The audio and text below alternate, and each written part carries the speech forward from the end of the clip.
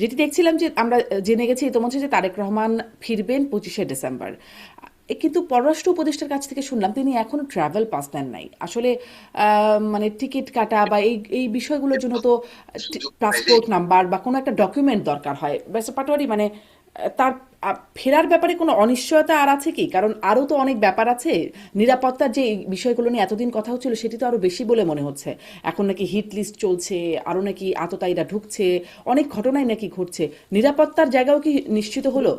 ব্যাসটা পাটোয়ারি, দুটো বিষয় যদি একটু দেখুন, বলেন। আমার কাছে মনে হয় নিরাপত্তাহীনতা এই ধরনের গুরুত্বপূর্ণ ব্যক্তির ক্ষেত্রে সবসময় থাকতে পারে।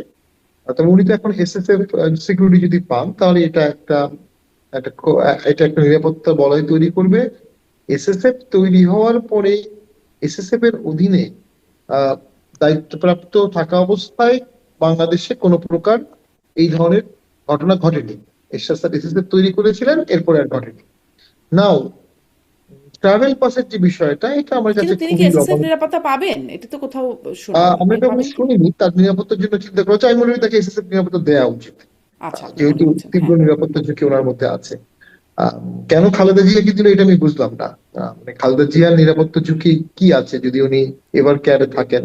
কিন্তু তাকে এসএসএফ দেওয়া হলো, বাট আমি জানি না এসএসএফ এর মধ্যে হয়তোবা অ্যামেন্ডমেন্ট করে তারা কেউ সেখানে আসতে পারে, এটা গভর্নমেন্টের বিষয়। দ্বিতীয় হচ্ছে, ট্রাভেল পাস বা কোনো কিছু দরকার হওয়ার কিছু নেই। বাংলাদেশের যে কোনো নাগরিক তার দেশে ফিরে আসতে পারবে, ফিরে এসে ফেরত যেতে পারবে কিনা।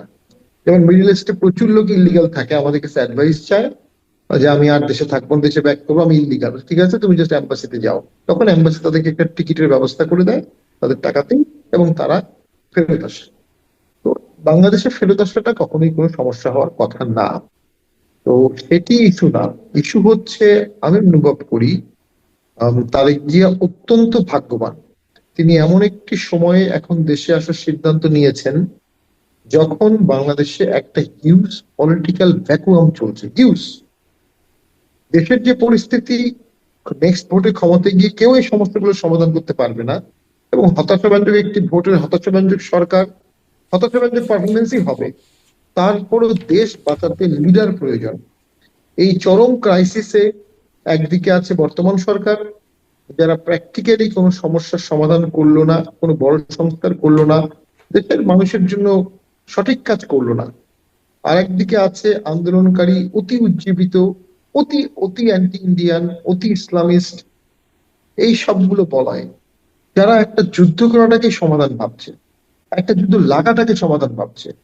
একটা যুদ্ধ, একটা কনফ্লিক্ট জোন একটা দেশকে শত বছর পিছিয়ে দেয়, শত বছর। Unless you are a colony, যেমন আমরা পাকিস্তানের কলোনি ছিলাম। পাকিস্তান থেকে যুদ্ধে আমাদের যতই ক্ষয়ক্ষতি হোক, পাকিস্তান থেকে স্বাধীন হওয়ার পরেই আমাদের অর্থনৈতিকের দরজা খুলে গেছে, এবং পাকিস্তানের অর্থনীতিকে আমরা বহু পিছনে সরিয়ে ফেলেছি। মুঘল পিরিয়ডে ওয়ার্ল্ডের 27% ইকোনমি ছিল ভারতের। ব্রিটিশ পিরিয়ডের শেষে এটা হয়েছে 3%। আবার যখন ব্রিটিশরা চলে গেল, আস্তে আস্তে ইন্ডিয়ান সাবকন্টিনেন্ট আবার রিচ হওয়া শুরু করলো। এছাড়া যুদ্ধ অ্যাভয়েড করাটা হচ্ছে পৃথিবীর সবচেয়ে ওয়াইজ কাজ। জি। তো আমার কাছে মনে ব্যারিস্টার হচ্ছে, পাটোয়ারি, আমি আপনার কাছে আপনার কথা থেকে দুটো প্রশ্ন করি।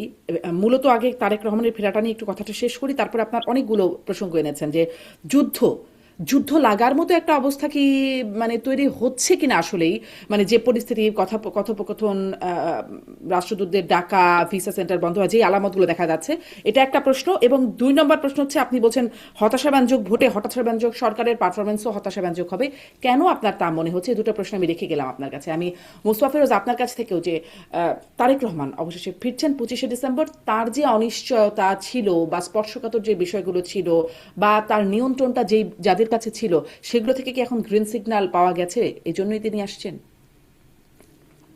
এটা আসলে সিকিউরিটির ব্যাপারটা তো খুবই আসলে সিক্রেটলি হ্যান্ডেল করা হয়, ফলে সেটা কিন্তু আহ, পরিষ্কার হয়নি। কিন্তু এটা ছাড়া আর কোনো অপশনও নাই এখন। যদি ঝুঁকিও থাকে, হুম। তারেক রহমান যখন আসবেন সেই তারিখ থেকে যদি আমরা নির্বাচনের সময়সীমা হিসাব করি, মাত্র 1.5 মাস থাকে। তো এরপরে আর সময় কোথায়? তো সুতরাং তারেক রহমানের এটি শেষ সময়, এরপরে আর কোনো সময় নেই। এবং তাকে ঘিরে তো এমনিতেই আপনি চিন্তা করেন। আমি তো বলছিলাম যে দক্ষিণের যে ভারতের এক আহ, অভিনেতা, তার নির্বাচনী শোডাউনে বেশ কয়েকজন মারা গেছে কয়েকদিন আগে।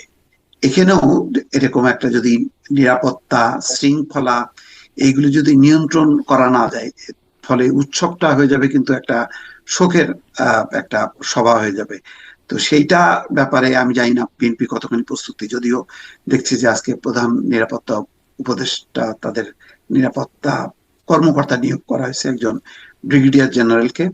তারপরে সালাউদ্দিন আহমেদ এবং রিজভী আহমেদকে নিয়ে একটা কমিটি করা হয়েছে। তারা যদি এই বিষয়গুলো দেখভাল না করে এবং সবসময়ের জন্য বাংলাদেশের সিকিউরিটি বলে কিচ্ছু আসলে নেই সেই অর্থে, সুতরাং একটা সংকটময় মুহূর্তে তারেক রহমান প্রবেশ করছেন বাংলাদেশে।